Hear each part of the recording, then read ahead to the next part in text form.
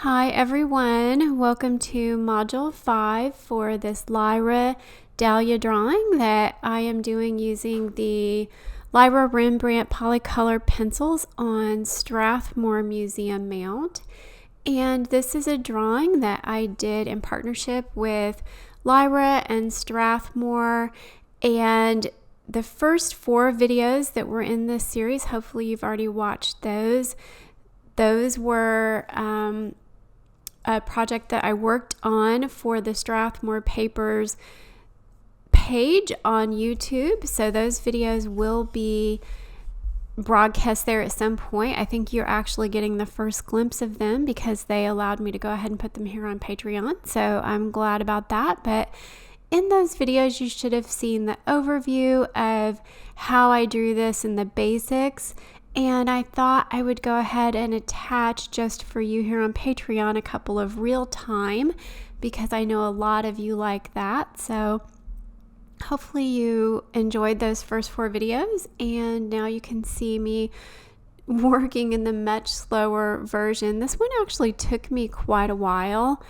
I feel like maybe 10 or 12 hours. I know I said in one of the videos how long it took, but it's been a few weeks ago doing this voiceover a little bit late. But anyway, I can go ahead and get started talking a little bit about what I'm doing, and then I'll also probably veer off some because this is a voiceover. But basically what you're seeing me do now is just establish where I want the veins in this petal to be. And like I said, I was using the Lyra Rembrandt Polycolor pencils for this one, just like the hydrangea last time. And this is one of the darker red pencils. And the darker red pencils that I used in this drawing were the Pompeian red, the burnt carmine, dark carmine, and wine red. And then for the brighter reds, I used Scarlet Lake, Pale Geranium Lake, and Vermilion. For the oranges, there was, dark orange, light orange, orange yellow. And then the brighter yellow colors, I used Canary Yellow, Light Chrome, and Cream. So not that many pencils. If you wanted to follow along and draw this exactly the way I am, then you could just purchase those pencils open stock because these Lyra pencils do come that way. Or you can also use the color brand translator guide that I'm going to put and attach that at the bottom of the description or the getting started post for this drawing. So you can find that there and make some substitutions for pencils that you have already. Just kind of flicking that in. Getting those lines established early on is just so important, and you've heard me say it before, but those directional lines or veins in the petals is what's going to give this flower a 3D shape. And so it's just really important that you get those in. And sometimes when I come over with more layers and then blend it out with solvent, they do start to disappear a little bit depending on how dark you've gotten them drawn in. But if that happens, usually you can see enough of the lines underneath there that they're pretty easy to draw back in later. But I just like to get them established early on. I just think it's so helpful. And you can see in there as well that I've already added some white. I know it's a little bit hard to tell in the video, but one of the things that I did with this drawing is I did use the white pencil to indent some of the veins, and that made it, then when I went over those areas with the pencil, that it didn't stick in those areas. And so I have some lighter veins and darker veins, as you can see in the petal that's already complete.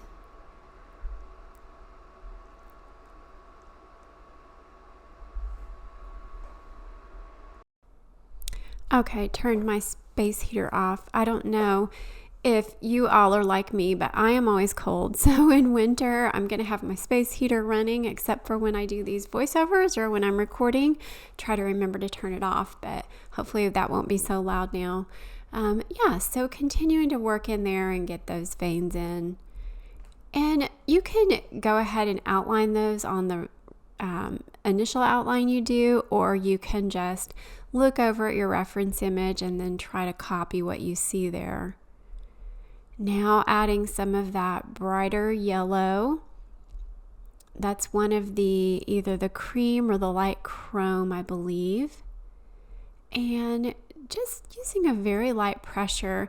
Normally when I am in these early stages, these very first layers where I'm just establishing where everything's gonna go, I'm almost always using a very light pressure because it's going to be easy to fix mistakes that way. It's just establishing where those colors are going to be. I don't need that to be my perfect final color. And then adding some white pencil in there. And I might press harder with that white pencil because sometimes I'm wanting to indent the paper when I'm using that pencil, especially early on. And now coming over, I think that's one of my oranges. I did a lot of layering in this drawing in particular, really trying to get those transitions nice. And actually coming up next week, I have a video that I'm really excited. I haven't recorded it yet, but I'm going to talk all about the differences between blending and transitioning colors, and also, you know, when I use solvent to dissolve the pigment. A lot of times I'll use some of those terms interchangeably.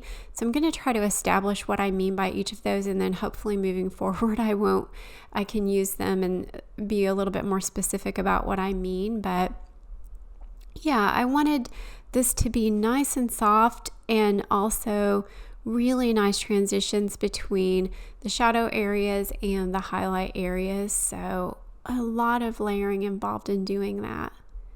And I think that's why that's another word that I probably need to add to that tutorial, layering. There's layering and blending, transitioning, and dissolving, I guess. So still thinking that through exactly how I want to produce that, but hopefully that will be a really good video, because I think it's one of the most important things about drawing with colored pencils, especially when you're drawing botanicals, is you want things to be nice and smooth and natural looking if you want things that look realistic. So layering and layering is one of the ways to achieve that. And these are a newer pencil for me. This is only the second project that I've worked on with these, which the first project you saw me was the hydrangea last week. So new set of colors here, and also just kind of a different approach. When I drew the hydrangea, it was just those tiny little blue petals that I just drew over and over and over. And so there were some different techniques involved in this one. And I think I prefer these pencils on this Strathmore Museum mount to the printmaking paper. You saw me use the printmaking paper for the hydrangea, and I like this museum mount board better.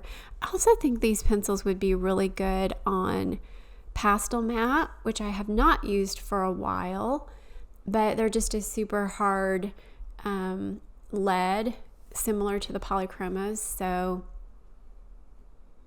yeah.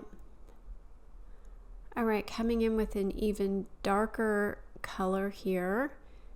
That's probably the wine red. I used the wine in the darkest shadows. There's a tiny hint of black in a couple places, but most of the darker darks were coming from the wine red.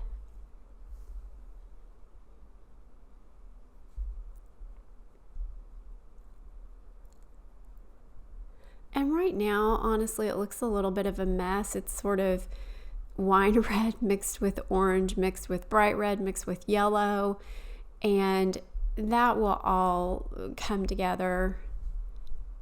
but it's also a very colorful, happy flower. So it's okay to have some of that in there. It's funny, after I started drawing this, I realized it's very similar to another dahlia that I did with, it's like oranges and reds and yellows using a black background that I drew with the Arteza pencils. And it's a different reference image. It's a different flower, but it's a very similar finish piece. Although I do have to say, I think this one turned out better just because I drew that one, I don't know, maybe 3 years ago. So I think my techniques have improved some since then, but yeah, it's a very similar flower. I try to make my tutorials so that they aren't so overlapping, even though I do a lot of the same kinds of flowers. I like for them to be enough different, and these two are probably the most similar. And I did not even notice it till I started working on it.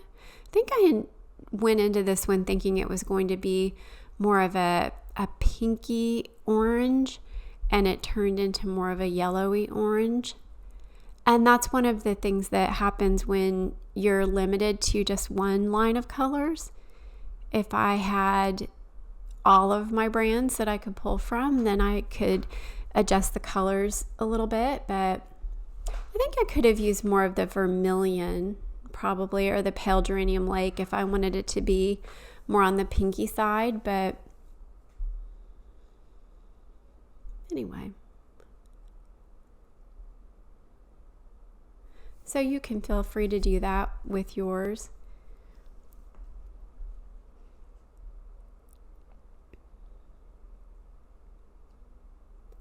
This is the last of the autumn type drawings I'm going to be doing before the holidays. So coming up, you're going to see quite a bit more holiday sparkle, I guess, for finishing out 2022 and moving into 2023. I know some of you probably watching these videos, it might be, who knows, 2025, 2026, or even later. I'm hoping to keep this site up for a long, long time. That's funny. If you're watching this right now and it is far into the future, leave me a note in the comment and tell me the year that you're watching it, because that would be fun to see, I think. But I'm coming to you from November 2022.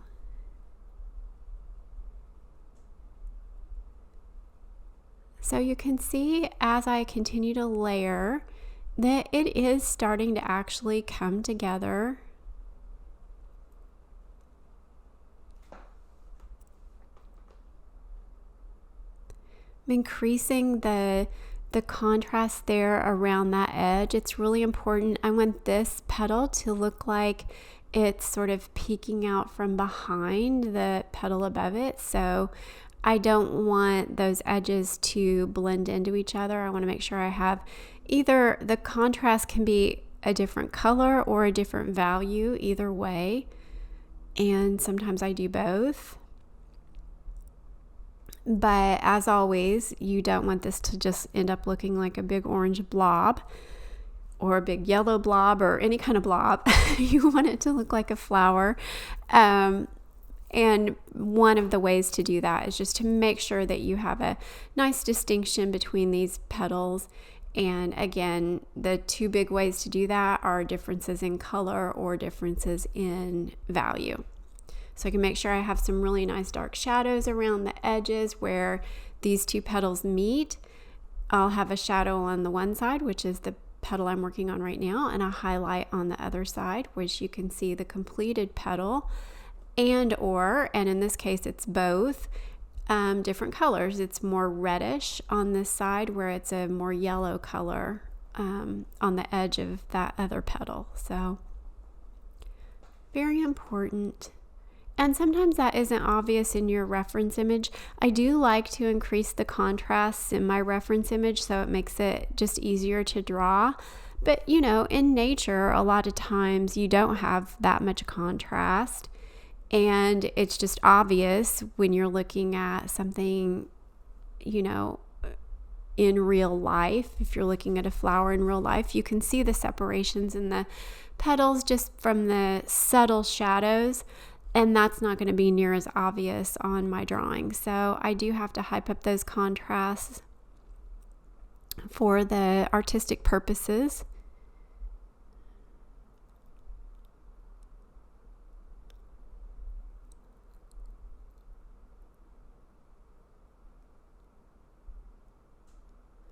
Using the drafting brush there to get rid of any of the pencil dust. That's something that you're going to want to do periodically so that you're not dragging pencil across. I think at some point I'll be using either a piece of tracing paper or a piece of glassine under my hand. At this point, I don't have too much pencil dust on the paper, so I don't have anything under my hand, but it certainly wouldn't hurt. I prefer to draw without something under my hand, honestly. So when I can get away with it, or when I feel like I can get away with it, I usually do or do not have something under my hand. But most of the time you'll see me have something under my hand because I don't want to smudge the pencil or, drag any of the pencil dust across the paper and stain it. Those stains on white paper, they just really are so difficult or even impossible to erase up later if you want to get things back to white perfectly. So anyway, I should probably have something under my hand is what I'm trying to say. Another layer of this brighter red. One of the things that's really nice about these polycolor pencils is it's very easy to read the writing that's on them. I need to turn that the right way if I want to be able to see it. I feel like that one might be the Scarlet Lake. You might be able to see it. When I edit these videos, I'm looking at a pretty small screen. So if you're watching this on a larger screen, you might be able to read those pencils even easier than I can.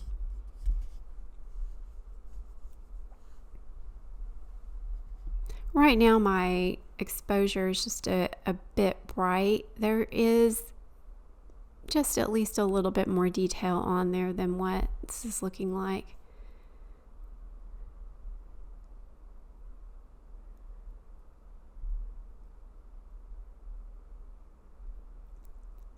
My orange or light orange. The light orange pencils are really pretty in this brand.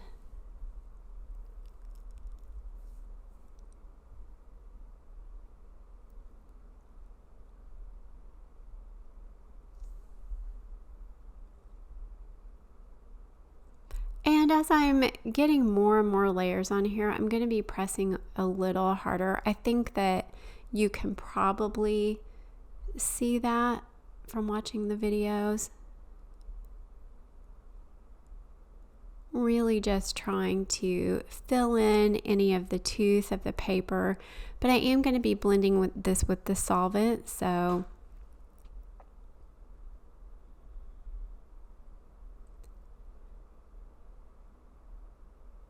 yeah, so I don't have to necessarily have it completely covered.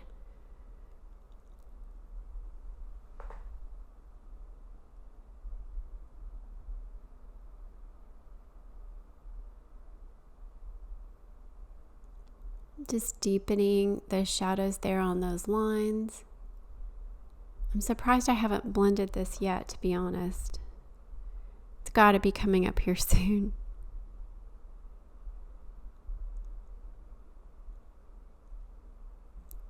So I'm going to be doing another real-time video of two of the inner petals. These outer petals and inner petals are slightly different.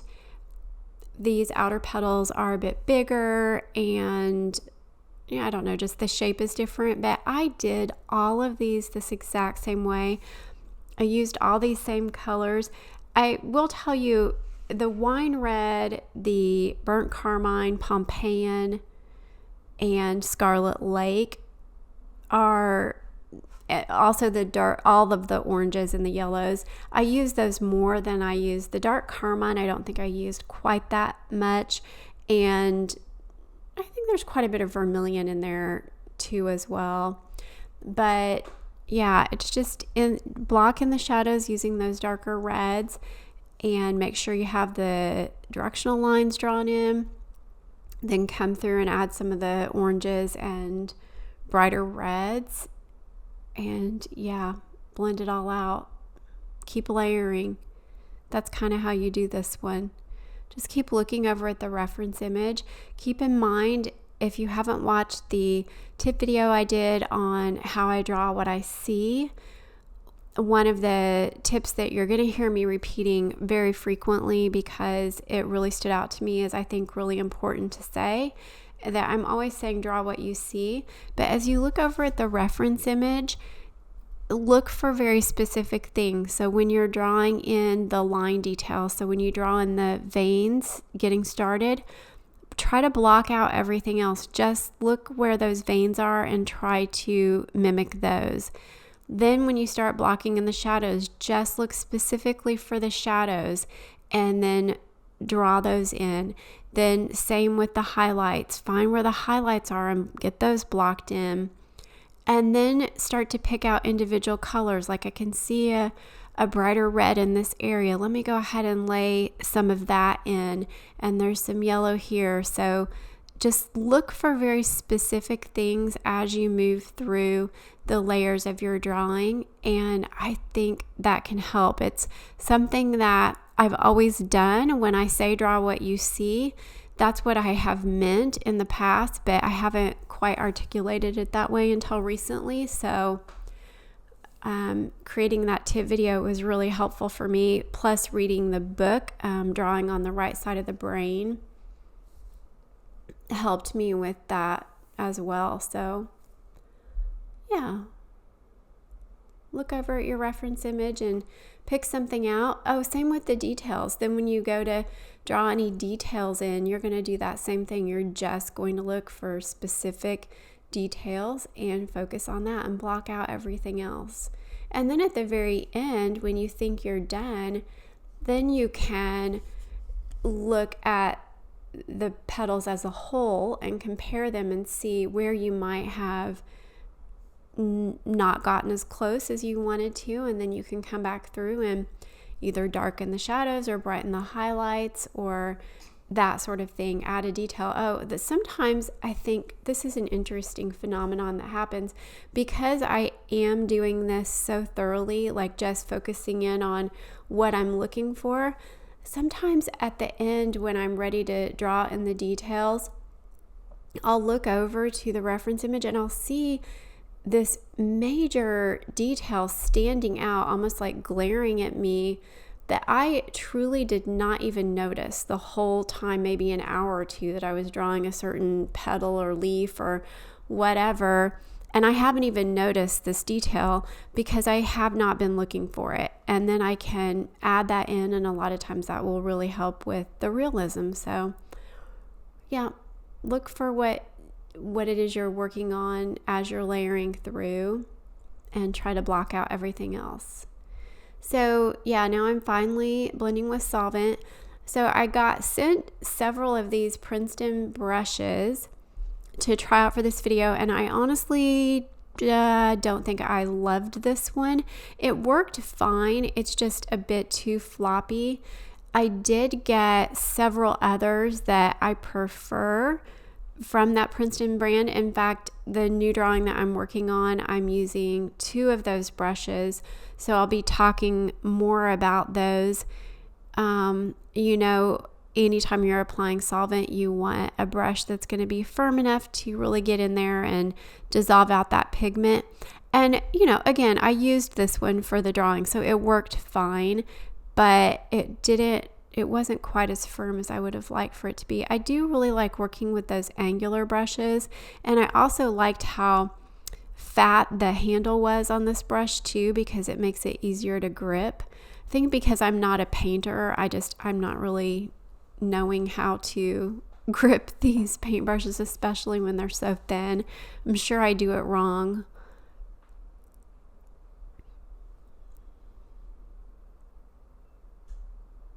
But yeah, those flat or angular brushes are good for that technique you see me doing right there. Just pulling some of that shadow color down into the rest of the petal a little bit. And they're also really good for edging. I don't like the angle I have there for that edge. If you aren't videotaping yourself, turn your paper so that your hand isn't at an odd angle, and then almost push the color up into the edge rather than coming at it from the other side, because you don't get an edge that's quite as crisp as I would like.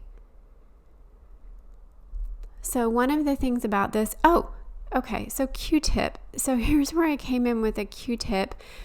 And I know that I've shown using a Q-tip to blend the solvent in videos in the past, but it is very useful anytime you have any areas that your pencil is maybe a little clumpy, or it just seems like you have some granules in there that need to be dissolved.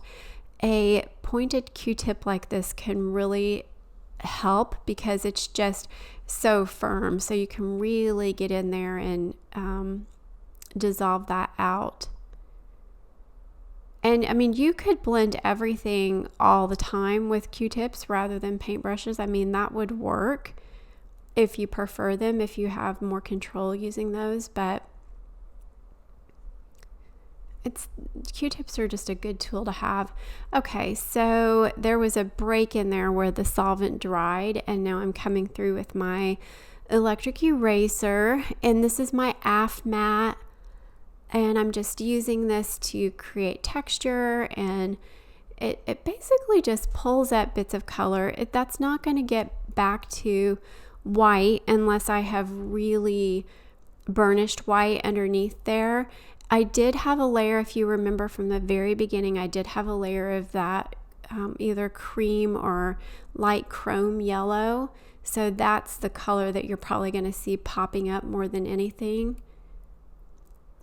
But yeah, I really like using that tool anytime your drawing isn't looking as realistic as you would like for it to. Adding some texture using an electric eraser really does seem to help.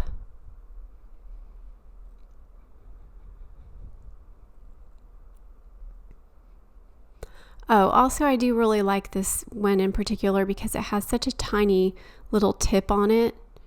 So I don't have to run it on sandpaper or anything to get a really tiny tip. It just is built in. And make sure you're running that at, to mimic the shape that you want in those veins, to make sure that you're creating that 3D look. And now coming back over the erased up area with the brighter yellow, and now that pencil's going to stick in those areas. And the thing about using the eraser, what makes that great is it's not like I'm just layering that yellow on top of the oranges, because it's going to stick differently in the places that I use the electric eraser. So if I'm kind of dotting that electric eraser up and I'm just pulling up bits here and there, then when I come back over with this lighter color, it's going to stick more in certain areas and less in others. And again, it just creates that very natural look. And the electric eraser, using that, I have explored that in different technique videos, but it's another one that I'm going to do again and update one more time, just all the different things that you can do with an electric eraser. So I've got a series of tip videos coming up, things that I'm going to be talking about over the next few weeks and months of different techniques, and again starting off with the blending and transitioning, but electric eraser work is for sure going to be on there at some point. And this is one of the drawings that I did where I spent more time on the initial layers, and once I blended with solvent there wasn't very much to do, and I've talked about that idea in videos before where sometimes the initial layers go down pretty quick, but then after I blend with solvent, I still have a ton of work to do. And so they're heavier on that back end, I guess, the third layer.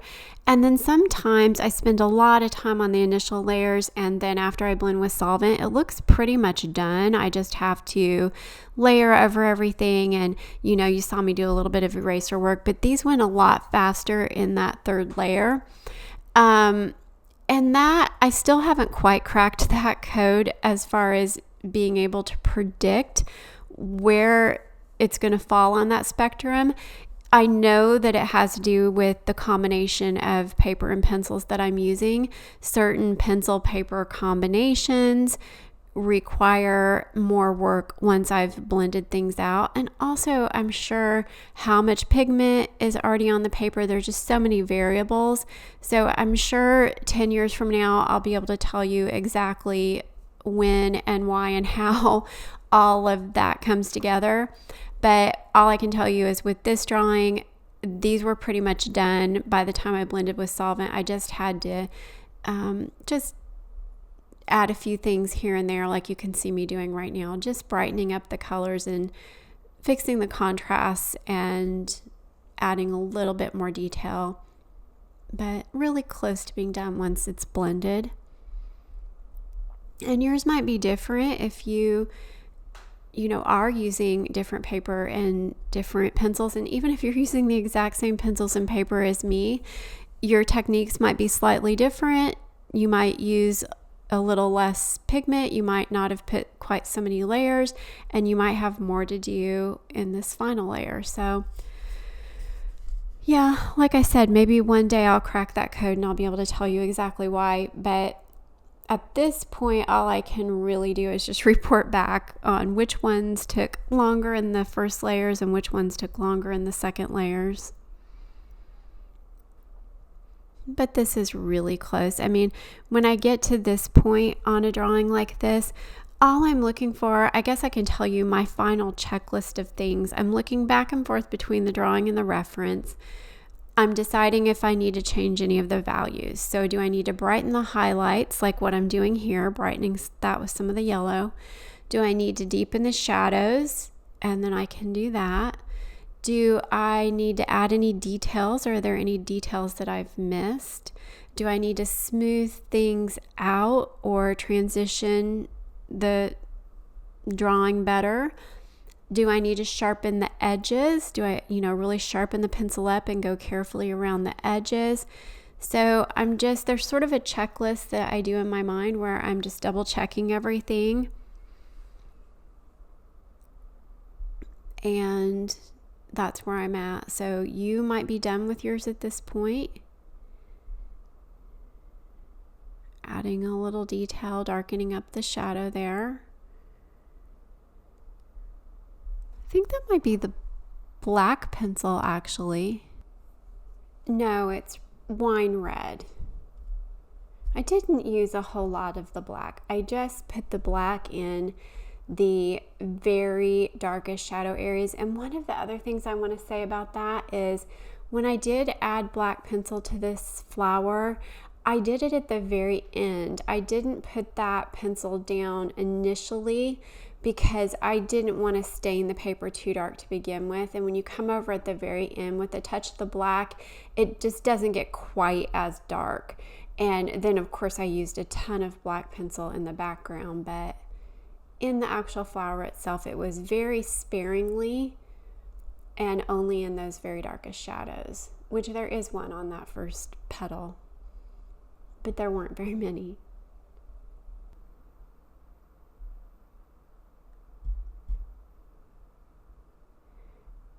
And finally, just using the white pencil to brighten up that tip of that petal just a little more, really smoothing things out, probably pressing pretty hard at this point.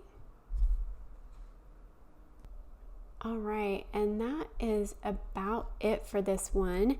If you have any questions, please leave them in the comments, and otherwise I will see you in the next video. Bye everybody.